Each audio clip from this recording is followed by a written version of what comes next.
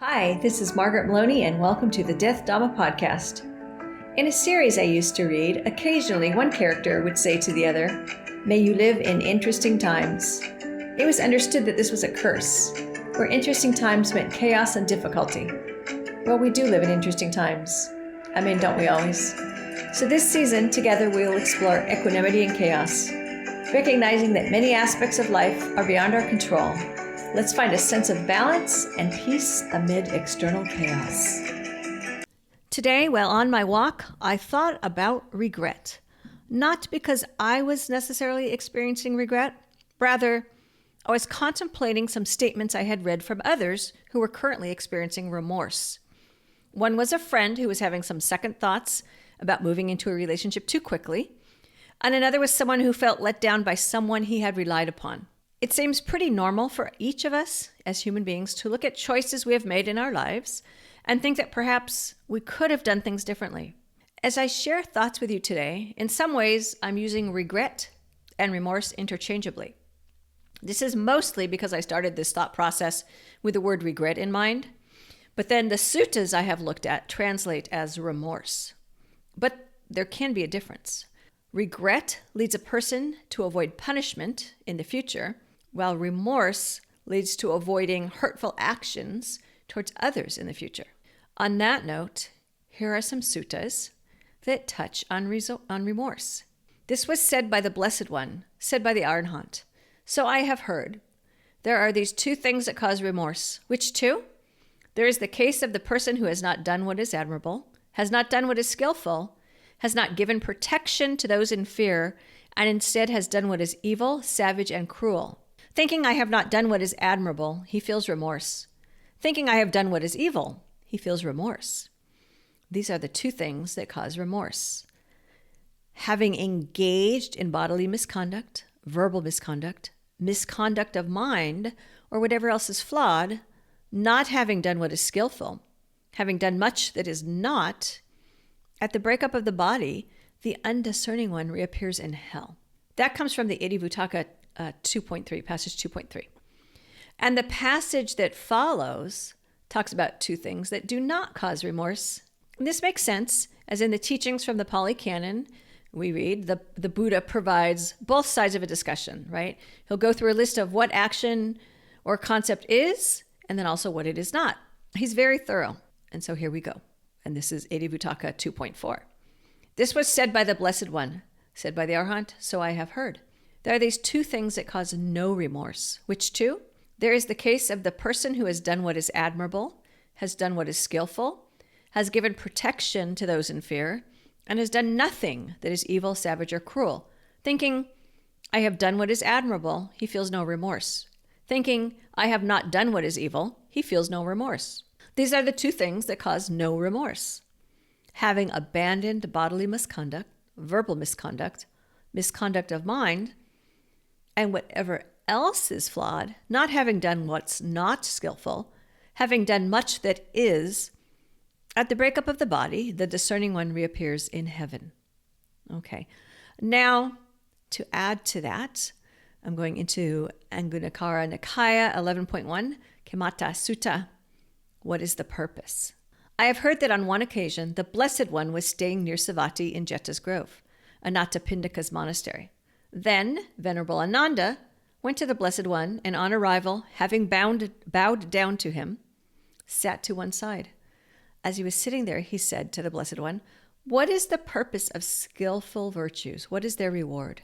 Skillful virtues have freedom from remorse as their purpose, Ananda, and freedom from remorse as their reward. And what is the purpose of freedom from remorse? What is its reward? Freedom from remorse has joy as its purpose, joy as its reward. And what is the purpose of joy? What is its reward? Joy has rapture as its purpose, rapture as its reward. And what is the purpose of rapture? What is its reward? Rapture has serenity as its purpose, serenity as its reward. And what is the purpose of serenity? What is its reward? Serenity has pleasure as its purpose, pleasure as its reward. And what is the purpose of pleasure? What is its reward? Pleasure has concentration as its purpose, concentration as its reward. And what is the purpose of concentration? What is its reward? Concentration has knowledge and vision of things as they actually are as its purpose.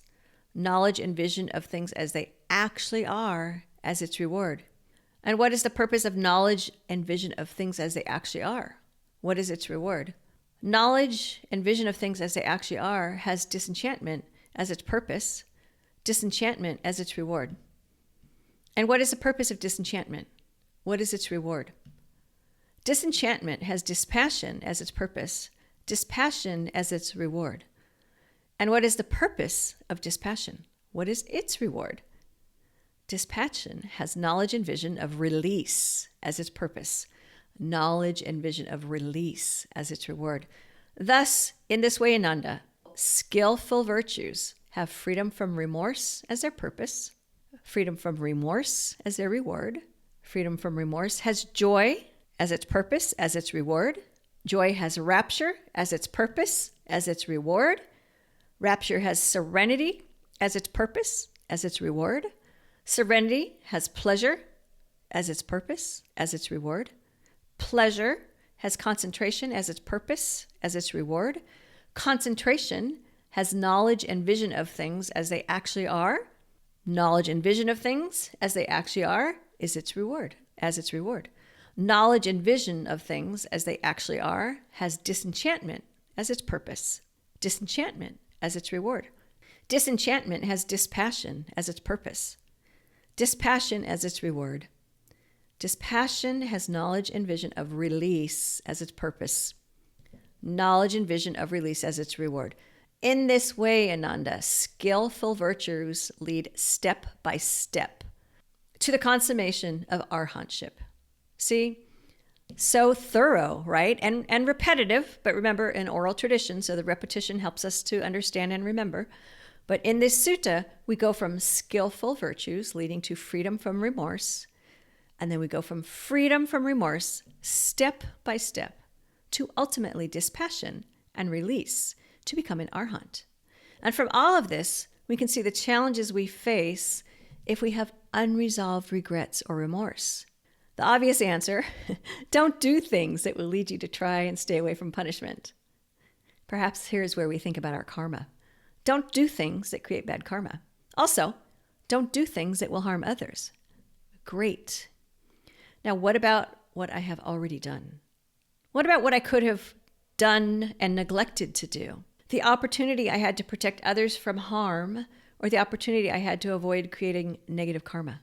The more time you spend dwelling on the past, the less time and energy you might be spending on your current and future thoughts and actions. Remember, your karma is made up of your past, plus your current, plus your future. You do not know exactly when and how things will ripen. You know that they will. You know the best answer is to have good thoughts and perform good acts. Use equanimity to avoid overthinking what you have done or failed to do. This is not to say do not acknowledge your transgressions. Learn from what you can and move forward. If you trap yourself in a place of regret or remorse, you could be punishing yourself unnecessarily. In your life, you have opportunities to decide where and how you will take action, what you believe in, and what you will or will not do to support what you believe in, what you will or will not do to support the rights of others. I hope that you are able to make choices that will keep you free from remorse. Remember, pace yourself, take care of yourself and your loved ones, and protect the unprotected. You've been listening to the Death Dhamma Podcast with your host, Margaret Meloni. Thank you so much for being here. Come find me on margaretmeloni.com, margaretmeloni.com. And until we meet again, may you be well, may you be happy, may you be at ease, and may you be free from suffering. Bye for now.